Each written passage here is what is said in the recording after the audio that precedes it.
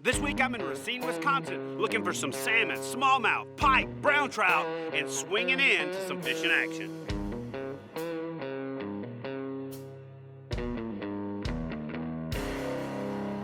Get up and put on the coffee. You know the sunlight won't last. Making my way to the country. I'm gonna catch a big old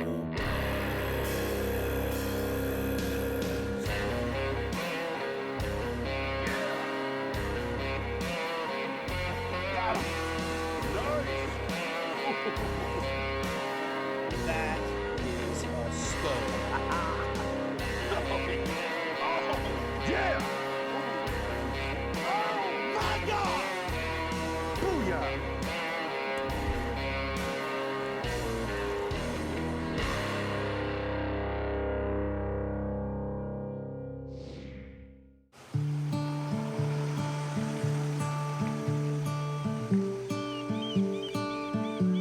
Good morning, everybody, and welcome to today's episode. I am back in Racine, Wisconsin, and behind me is Browns Lake.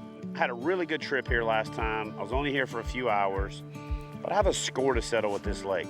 It's clear water, and I saw some really big bass. I'm talking 5 and 6 pounders, which for this part of the country is big fish. One of the things that I'm gonna do today is, it's a weekday, there's nobody else out here, is I'm gonna have some fun. You know, sometimes as an angler, you put too much pressure on yourself. Today, I'm just gonna have fun, fishing by myself, and really this is what, to me, is the essence of kayak fishing. You don't have to have a big, crazy whoop-de-doo. It's easy. Anyway, let's get out there and see if we can't catch some fish and have fun. You know, I have a lot of favorite parts about what I get to do for a living and about the sport that I'm a part of. One of my favorite parts is being out before dawn, getting out early, and just watching and listening to and being surrounded by the world coming to life. If there's a better job in the world, I don't know what it is. Maybe like Chips Ahoy cookie taster? Nah. Well, then there's beer critic. Those guys that go out and just taste beer. Oh, here we go. Fish on. Nope. I still like my job better. Besides, I'm trying to lose weight, so I have to get away from the beer. I had to stop drinking my calories. Drop the snot rocket.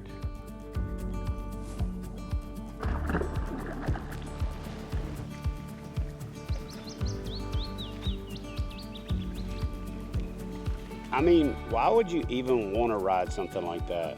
It doesn't even look like those people ride it anymore. I think it's one of those things where it seems like a good idea at the time. You're on vacation. The salesman talks you into it. And then it ends up getting shipped to your house. You spend 3.5 hours putting it together and then ride it once. Or maybe it's one of those things that you have so that when your friends come over, you can dare them to ride it, and then afterwards you can make fun of them. Yeah, that I could see. And that's why we don't allow things like that in the Kayak Bass Fishing Tournament Series. Just, no. You know, and people that own bikes like that, or bike raft boat things, those are the same people that own like pug dogs. Holy cow. This goes way back up in here and has a little bridge that goes over into another part of the lake. One of the things that I like to do when I go to a place where there's a lot of fishing options is to not safety up and go to the places where I know I can catch fish or where I've caught fish in the past. I like to explore. So I ended up finding this little creek that went under a bridge, and I worked my way back into it, and I didn't find any fish back there, but it was pretty cool to see a bird eat a dragonfly and to watch pike swimming along the edge of the grass. There's all these little things, these little details that make kayak fishing so awesome that a lot of times it has nothing to do with the number of fish that you catch. Calm down, dude. You know, I think if you live around pike where you can catch them all the time, they become a nuisance. But on a day like today, when the fishing's kind of slow, they're a welcomed interruption to the periods of inactivity. Okay guys, we gotta take a break. We'll be right back with more kayak bass fishing action.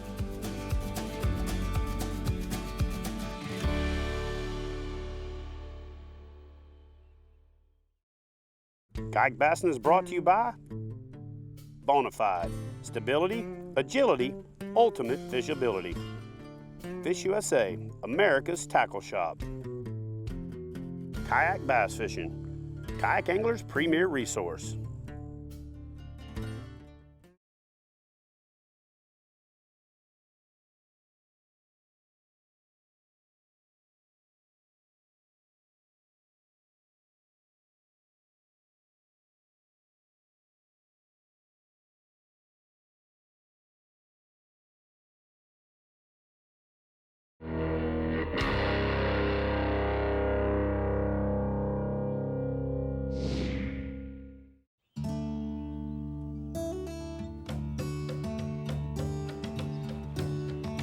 Here we go.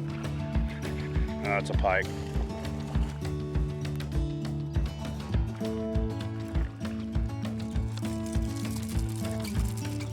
Calm down, dude. This guy just came up and like smashed at the frog 4 times and then finally hit it, and he definitely wanted it. So, who says you can't fish a frog or a topwater in the middle of the day when it's bluebird and sunny? You can, as long as there are pike around. One of the cool things about this little lake is, you know, for a little lake, a little over 300 acres, it's got a lot of diversity. You know, it's got little shallow flats, it's got ledges and drop-offs, it's got rocky shorelines. And unlike last time I was here, this time it's even got lily pads. So luckily I always carry a frog, like no matter what, just because I'm a bass fisherman. So I've always got a rod rigged up for frog fishing. I just didn't do any frog fishing last time I was here, but I've already had 3 or 4 blowups. I'll just pick up. Hello, this is Chad. You know, I've got the best job in the world. Hello, this is Chad. But when I say I've got the best job in the world, it's still a job. C-H-A-D, Chad, C-H-A-D. The fact is, when you're an entrepreneur and you own your own business, you never really have a time you have to be at work, but you also never get off work. And for me, that includes when I'm in the kayak. You know, I have to keep my cell phone in my pocket, and a lot of business, especially in a growing sport and growing as exponentially as the sport of kayak fishing is, you can't stop working. And that includes when you're fishing. Oh, you got to be kidding me. I'm trying to catch a fish right now. Leave me alone. Yes, ma'am.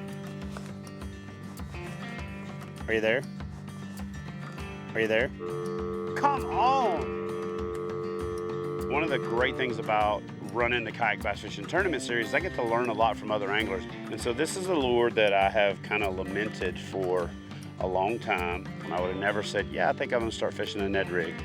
But after watching Eric Siddiqui work the Ned rig, which is an operative term because really you don't work it, I was impressed. And so you can't argue with success, you can't argue with the results. And you know, I've been fishing it a lot more than I thought I ever would. In fact, there was times that I kind of swore this thing off that I wouldn't fish it. Anyway, let's see if we can't catch some fish and prove that this thing is way more effective than I ever thought it was. Just picked it up and swam with it, and then for some reason I don't hook them. So not only do I have this love-hate relationship going on with this Ned rig, but now I hate it because I stooped to fishing it and still didn't catch anything. Ugh, that's crazy. You know my favorite part of Green Bay Packers fans? Nothing. All right, guys, so it is noon, which means it is almost my feeding time. We're gonna head over to a little waterfront restaurant here on the lake, and we're gonna go grab some lunch. One of the main reasons that I come to Racine is, you know, trying to eat healthier. Those salmon are literally dollar for dollar the best bang for the buck that you can get in the sport fishing world, high in omega-3, just a great healthy fish. This is a sport that was born on sustenance, and sometimes that's part of the deal.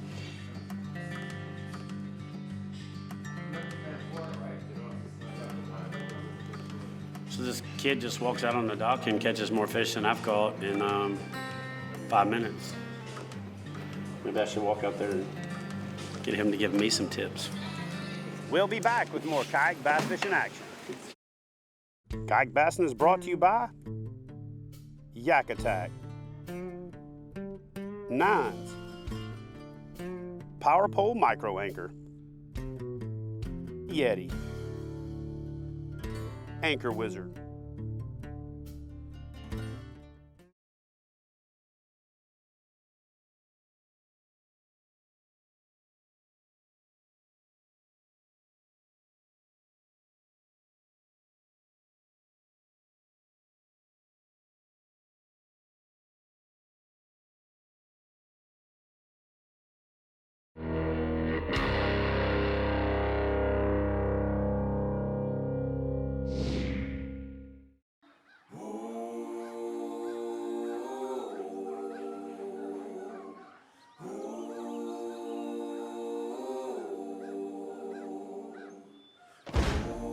All right, guys, so we are starting the day off today at a little lake near Browns Lake in Burlington, Wisconsin, on the west side of Racine County. Now, this place gets no pressure because you got to work to get in there. Drag your boat a couple hundred yards, snake down this little creek next to this bridge, and then get out into the lake. It looks like it's going to be worth it, but you only know if you go. Great day on the water. Always starts with a little bit of sweat, so here we go. This looks like it was going to be worth every bit of effort to get back here. So let's get out here and see if we can find some that are ready to chew.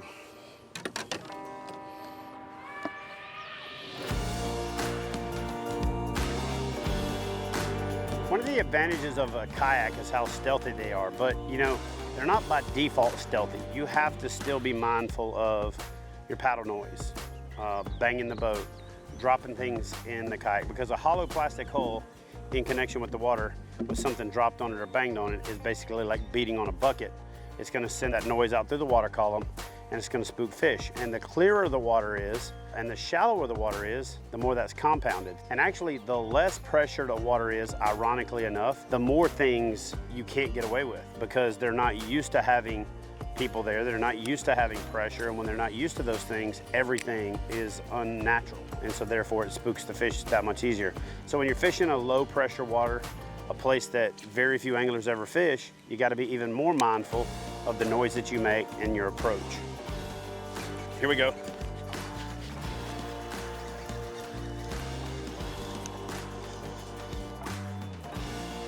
Well, oh, not a monster, but my first opportunity of the day to do you know what, you know. Big drop. Pretty impressive that them little dudes that hit these frogs just inhale them.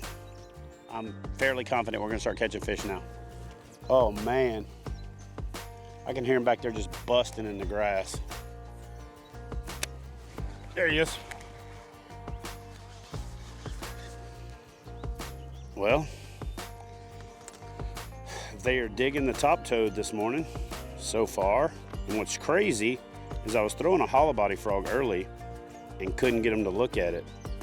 Oh yeah, you know what time it is.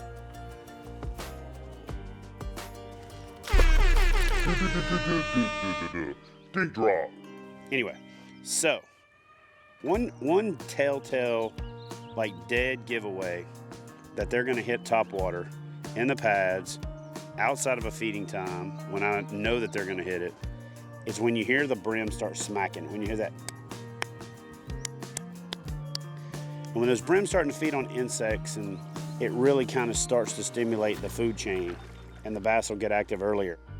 This literally looks like something out of a bass magazine. You can't get better looking pads and submerged vegetation in this. Some of the best looking coontail and milfoil I've ever seen. And yeah, this is the stuff that kind of gets my adrenaline going. More importantly, these are one of those trips where I'm not putting a lot of pressure on myself. I don't care how big the fish are. I want to have fun. I want to relax. And so I'm really starting to appreciate little things more. So just go out there and fish and have fun. and learn something and put some more time in the water. Time on the water.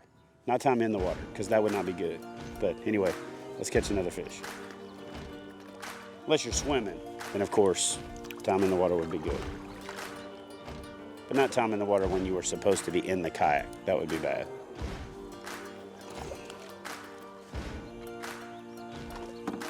Oh man. Well, I'll take it. Because I was just going to release him anyway. We got to see him. He wasn't a monster. All right, guys, so far my dink game is strong, so we'll be right back with more kayak bass fishing action. Kayak Bassin is brought to you by Yak Attack, Nines, Power Pole Micro Anchor, Yeti, Anchor Wizard.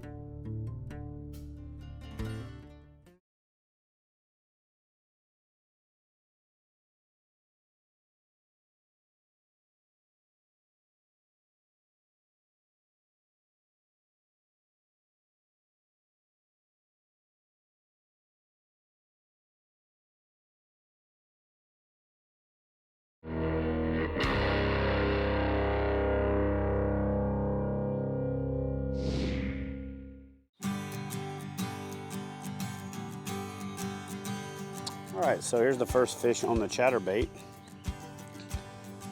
Means they're getting a little more active. And a little dinky dude. So this is a Wisconsin spotted bass. So the good thing about Racine is the bad thing about Racine. The good thing is there's a lot of fishing.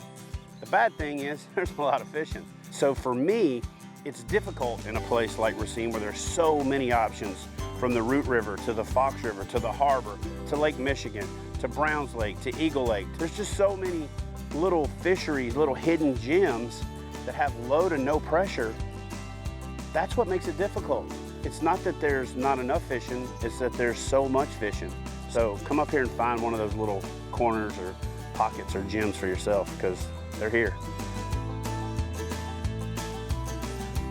All right, so enough of this pretty place, pretty water fishing. Now it's time to head out to the big lake and hook up with my buddy Rob to try to catch a giant brown trout. All right, guys, so we made the move. As you can tell, the sun is getting low in the sky.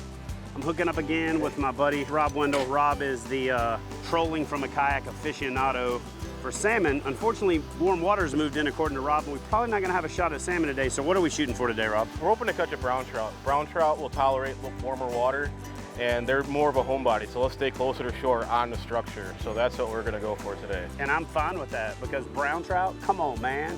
Brown trout, brown trout. The last 3 days, we had some really strong northeast winds. And what that does is it pushes all the warm water right against the shoreline where we're at right now and just stacks it up miles out. And trout and salmon are cold water fish. They prefer water that's basically in the 50s or even 40s. And right now, our temperature is 72, which is why we're fishing for the brown trout, because they tolerate a little bit warmer water. But yeah, it makes things tough. The brown trout will still be here, but they definitely bite better when the water's cold.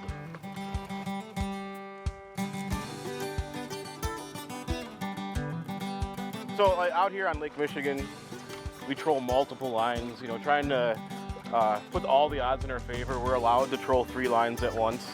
And a lot of times that means that when you get a fish on, you're gonna get another one on. So there's been quite a few times where we've gotten 2 fish on at once.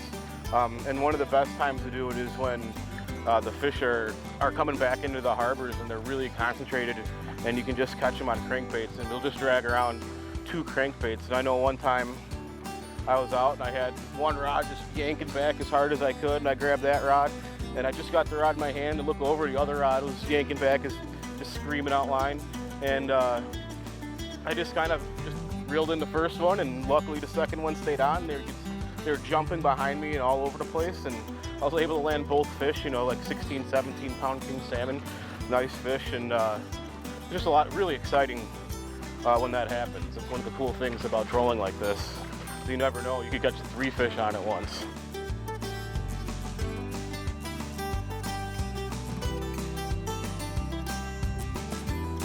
Well, sometimes guys, you just don't get the stars to line up. Last time I was here, they lined up perfectly and we caught some monsters and I had a blast and we had scream and drag. This time, it's a little bit of a different story. So I have every intention of coming back here in the fall because according to Rob, that's when the fish move into the harbor. So I've already got it on the schedule. I'll see you guys next week for more kayak bass fishing and hope y'all have a good one. Get out there and catch one yourself. Where did Rob go? Oh yeah, there he is. On the horizon. I'll see y'all next time.